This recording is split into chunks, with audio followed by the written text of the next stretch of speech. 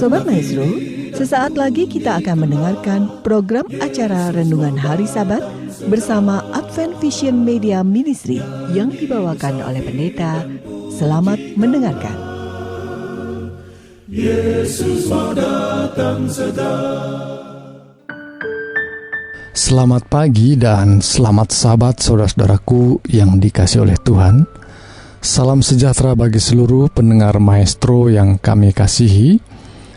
Saya Pendeta Cucu Elia akan bersama-sama saudara pagi hari ini dalam renungan yang saya beri judul 70 kali 7 yang saya dasarkan dari Daniel, buku Daniel pasal yang ke-9. Sebelumnya saudaraku, mari kita akan berdoa. Ya Allah, Bapa yang penuh kasih, Engkaulah penolong kami, Engkaulah sumber kehidupan dan sumber berkat kami, dan Engkaulah Allah yang penuh kasih dan kemurahan yang mengampuni segala dosa dan pelanggaran kami. Tuhan, berkenan Engkau menuntun dan membimbing kami agar kami mengerti firman Tuhan ketika kami membaca dan mendengar dan merenungkan firman Tuhan ini. Di dalam nama Yesus Kristus kami berdoa dan mengucap syukur. Amin. Saudaraku yang dikasihi oleh Tuhan, saya ingin menceritakan keadaan kita sekarang ini ketika dunia sekarang sedang digoncang oleh datangnya virus yang begitu mematikan, yang orang mengenalnya dengan virus corona. Dan saudaraku sekalian, virus yang sangat mematikan ini seringkali tentu sangat mengerikan bila mana kita mendengar apa yang terjadi, yang korbannya begitu banyak. Namun demikian saudaraku sekalian, ada banyak di antara kita, kalau saya memperhatikan, ada postingan kiriman pesan melalui WA dan lain sebagainya yang kelihatannya seperti sedang membuat lucu, ya, membuat joking yang kelihatannya tidak berkenan dalam melihat kegawatan atau kedaulatan di mana adanya virus corona yang sangat mematikan. Lalu apa tanggapan sebagai seorang yang percaya, sebagai seorang pengikut Yesus Kristus? Sesungguhnya saudaraku sekalian, kita dipanggil Tuhan untuk berdiri menolong mereka, bahkan melalui apa yang kita bisa buat melalui doa-doa yang kita layangkan. Baik saudaraku sekalian, pada pagi hari ini saya ingin membuka pelajaran dari Daniel pasal 9 yang saya kaitkan, yang saya menemukannya memang berkaitan dengan doa pengantaran yang penting bagi seorang yang rindu mendapatkan berkat secara umum, ya, khususnya secara bangsa. Di sini dalam cerita Daniel pasal 9, banyak orang mempelajari, ya, membaca dan terus menggali cerita dari Daniel pasal 9 ini tentunya. Karena ada banyak berkat di dalamnya dan ada banyak pertanyaan yang mungkin juga membingungkan. Ada angka 70 kali 7 masa yang kemudian orang mencoba menafsirkannya tentang siapakah, tentang apakah di dalamnya ini. Namun saudaraku sekalian, sementara saya memperhatikan membaca Daniel pasal 9 yang terdiri dari 27 ayat ini, saya kira lebih dari setengahnya berbicara tentang pekerjaan atau aktivitas Nabi Daniel sebagai seorang pendoa. Ada lebih dari setengahnya berbicara tentang doa Daniel, yakni ada 19 ayat berbicara tentang atau menuliskan tentang isi daripada doanya Nabi Daniel. Artinya saudaraku sekalian, bahwa Daniel pasal 9 harus disoroti sebagai sebuah usaha daripada Nabi Daniel sebagai manusia yang sederhana, yang bergantung kepada Allah untuk segala sesuatu pergumulan dalam hidupnya, dan khususnya pergumulan dia sebagai salah satu daripada bangsa Israel yang sedang tertawan di negeri orang lain. Baik saudaraku sekalian, itu sebabnya ketika kita membaca Daniel pasal 9, kita harus tentunya lebih melihat kepada apa yang sedang diusahakan dan digumuli Daniel, sehingga Daniel mau terus berdoa, dan isi doanya sungguh amat ajaib bagi saya. Mengapa?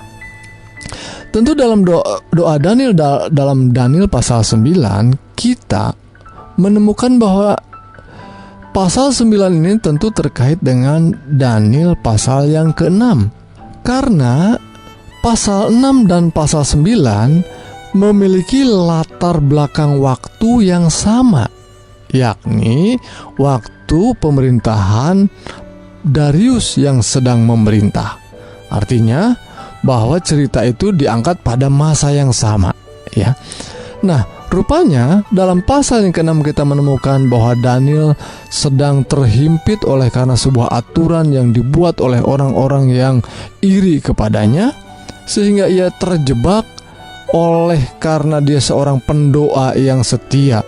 Sampai-sampai dia harus dijebloskan ke gua singa oleh karena dia rajin berdoa, padahal dia atau warga negara itu tidak boleh berdoa untuk selama 30 hari hanya kepada raja saja. Nah, tetapi Daniel terus berdoa 3 kali sehari. Nah, inilah jawabannya saudaraku sekalian, mengapa Daniel ini berdoa terus-terusan sampai dia rela menghadapi resiko kematian.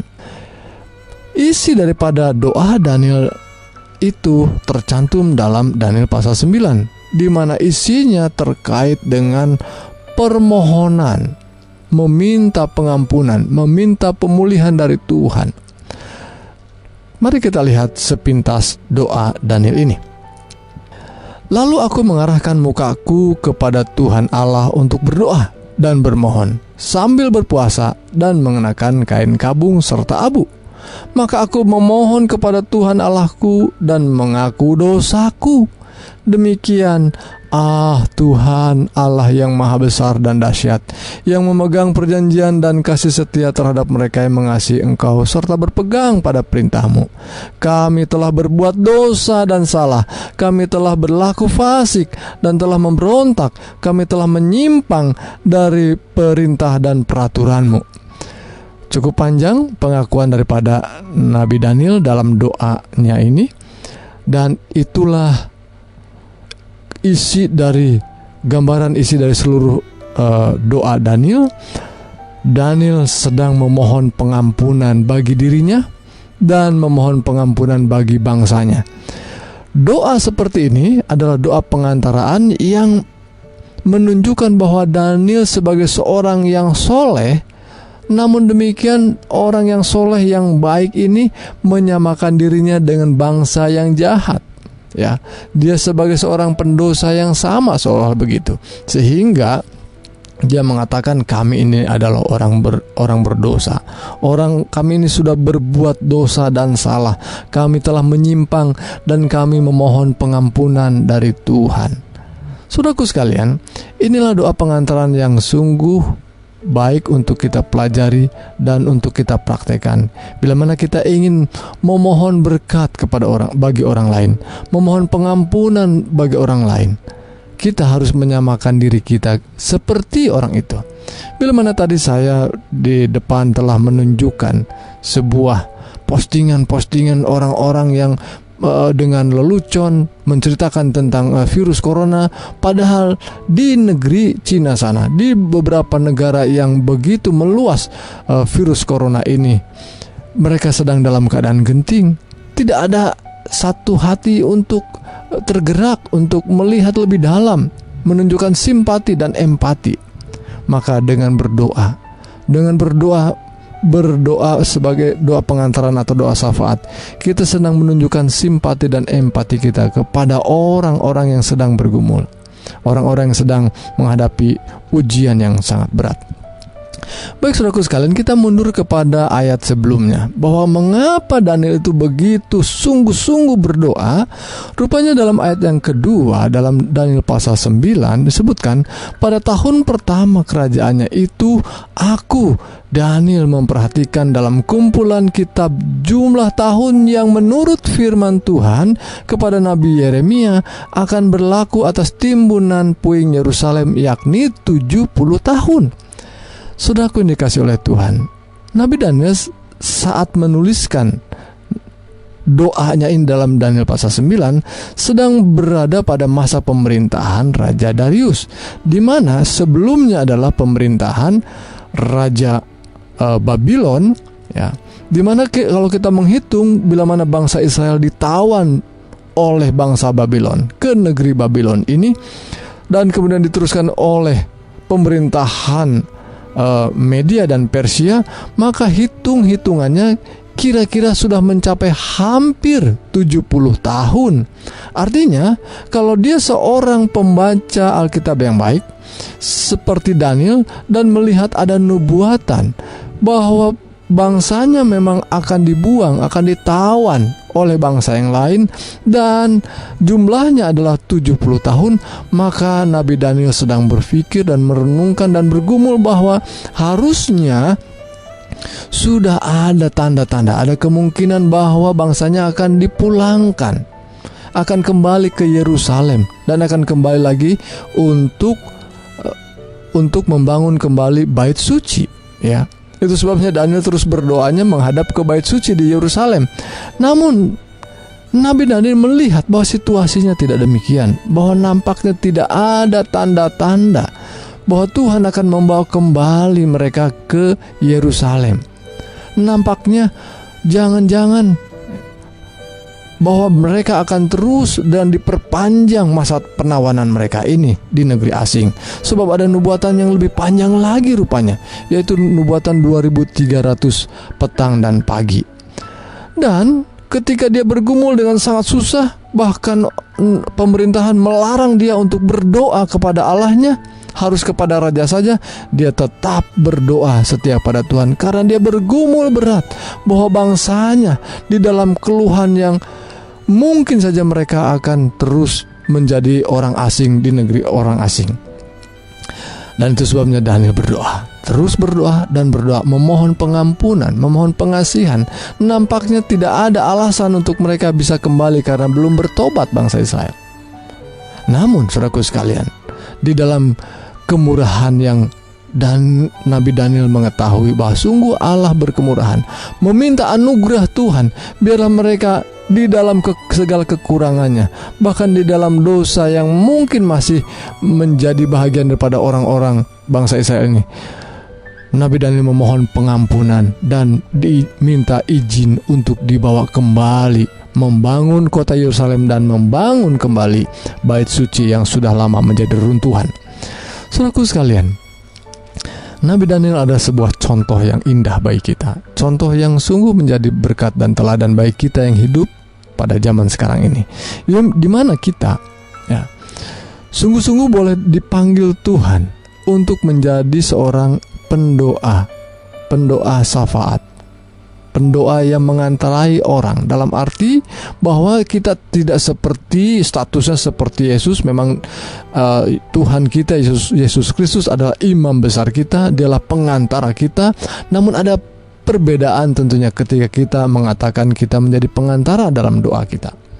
Kita berdoa menyamakan diri sebagai seorang pendosa yang sama, karena memang kita orang berdosa.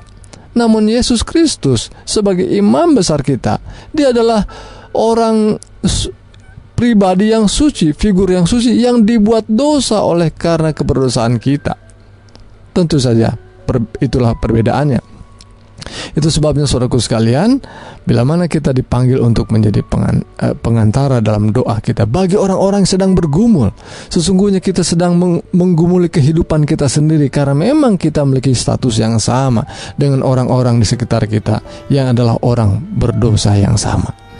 Saudaraku, jadi Daniel pasal 9 kita melihat bahwa pergumulan yang kisah yang ditunjukkan dalam Daniel pasal 9 bukan sekedar hitung-hitungan dari nubuatan 70 kali 7 yang banyak orang mungkin merasa susah untuk memperhatikan nubuatan apa ini, ya.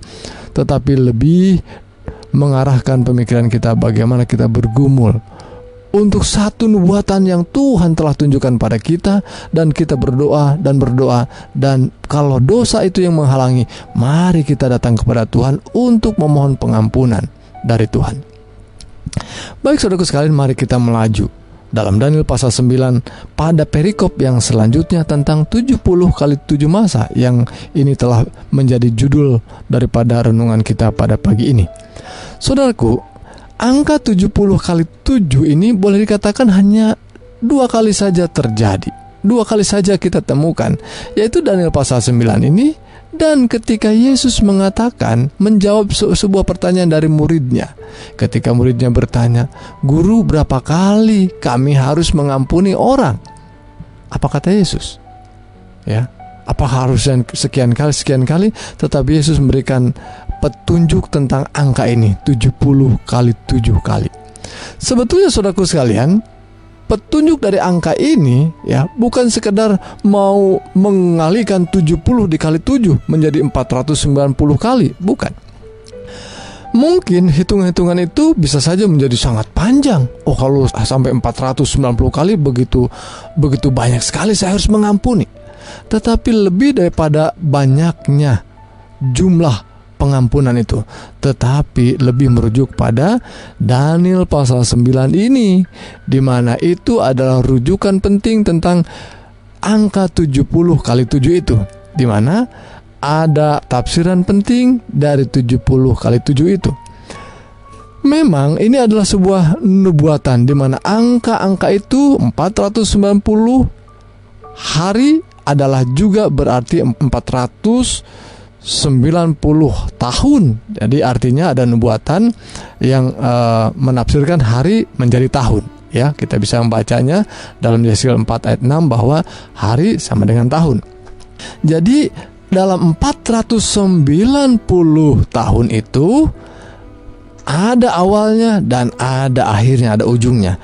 Ujung yang satu disebutkan ayat 25 bahwa itu Yerusalem akan dipulihkan dan dibangun kembali sampai pada kedatangan seorang yang diurapi, seorang raja. Ada 7 kali 7 masa dan 62 kali 7 masa dan ada 1 kali 7 masa. Jadi seluruhnya adalah 70 kali 7 atau 70 minggu ya, atau 490 hari, dan kemudian ditafsirkan menjadi 490 tahun. Namun saudaraku sekalian, saya ingin meringkaskan di dalamnya. Mungkin ada banyak waktu kita bisa menggali kembali apa isi di dalamnya tentang pembagian itu. Tetapi yang penting awal dan akhirnya ini. Awalnya adalah perintah, ketika ada perintah untuk membangun kembali Yerusalem, membangun kembali bait suci di Yerusalem. Itu adalah awal daripada 490 tahun nubuatan ini. Dan ujungnya adalah ketika ada seorang raja yang diurapi, disebutkan sebagai seorang raja, dan dia akan disingkirkan. Dia adalah seorang yang diurapi padahal tidak ada salahnya apa-apa. Ayat 26. Dan itu merujuk kepada suatu pribadi yang kita kenal, yang kita percayai. Dialah Yesus Kristus yang diurapi, yaitu ketika Yesus Kristus dibaptiskan. Jadi saudaraku sekalian, tidak ada sesuatu yang lebih penting dari cerita Yesus Kristus di dalam Alkitab ini. Sebab segala sesuatunya merujuk kepada pribadi Dia yang sudah dinubuatkan dan yang sudah digenapi dalam perjanjian baru. Maka ketika Yesus mengatakan berapa kali harus mengampuni, 70 kali 7, itu sedang merujuk kepada nubuatan Nabi Daniel bahwa pengampunan itu harus merujuk kepada pribadi Yesus Kristus yang kematiannya dapat memulihkan hubungan kita dengan Tuhan, dapat menyembuhkan hukuman kita karena dosa, dapat menyembuhkan penyakit kita karena dosa. Jadi saudaraku sekalian, kata-kata Yesus menyebutkan bahwa pengampunan dengan angka 70 kali 7 itu sebenarnya sedang mengatakan bahwa tidak ada pengampunan yang bisa terjadi kecuali ada pengakuan kepada Yesus Kristus yang telah mati bagi hukuman dosa kita. Jadi saudaraku sekalian, tidak ada sesuatu yang kita bisa alihkan ke sana kemari dalam tafsiran ini, sebab Daniel pasal 9 sudah menunjukkan nubuatan penting bagi kita bahwa hal itu akan merujuk kepada pribadi Yesus sendiri. Dan memang seluruh Alkitab sesungguhnya berfokus kepada pribadi Yesus Kristus yang adalah imam besar kita dan korban kita. Sehingga saudaraku sekalian, ketika kita melihat Daniel pasal 9, bagaimana doa meminta pengampunan, dan bagaimana nubuatan dari 70 kali 7 itu seluruhnya mengarahkan kita menjadi seorang yang terus mengandalkan Tuhan kita Yesus Kristus yang adalah korban pengganti kita. Dialah juru selamat kita, dialah korban penghapus dosa kita. Saudaraku sekalian, ketika merenungkan ini, mari saudaraku sekalian, para pendengar Maestro yang kami kasihi, mari kita datang kepada Tuhan untuk beroleh pengampunan. Saat yang sama kita boleh menjadi berkat melalui doa-doa pengantaran kita, sehingga banyak jiwa yang lain pun terpanggil datang kepada Tuhan kita Yesus Kristus. Mari saudaraku sekalian, kita renungkan dan kita berdoa bersama. Ya Allah Bapa yang penuh kasih, kami berdoa dan kami ucap syukur oleh karena berkat dan tuntunan Roh Kudus di mana kami boleh menerima pekabaran firman Tuhan. Dan biarlah Roh Kudus yang sama yang telah menuntun kami dan membuat kami memahami, biarlah boleh memberikan kami kekuatan, kesanggupan di mana kami boleh menjadi seorang pengantara dalam doa untuk menjadi berkat bagi banyak jiwa. Dan saat yang sama kami diberkati melalui kegiatan doa ini. Kami diteguhkan oleh karena kami hidup dalam kehidupan yang lemah, oleh karena Tuhan saja yang bisa menguatkan kami. Tuhanlah kami, inilah kami sebagaimana kami ada, datang kepadamu, kuatkan dan teguhkanlah kami. Dan bahkan bagi pendengar Maestro yang kami sangat mengasihi, biarlah mereka pun dikuatkan dan teguhkan. Dan bagi mereka yang sedang lemah, Tuhan berkenan menguatkan. Bagi mereka yang sedang dalam pergumulan dan sakit penyakit, Tuhan berkenan menjamah dan menyembuhkan mereka. Itulah doa kami Bapa. Kami mohon berkat dan mengucap syukur hanya dalam nama Yesus Kristus, Juru Selamat dan Penolong kami yang ajaib. Amin.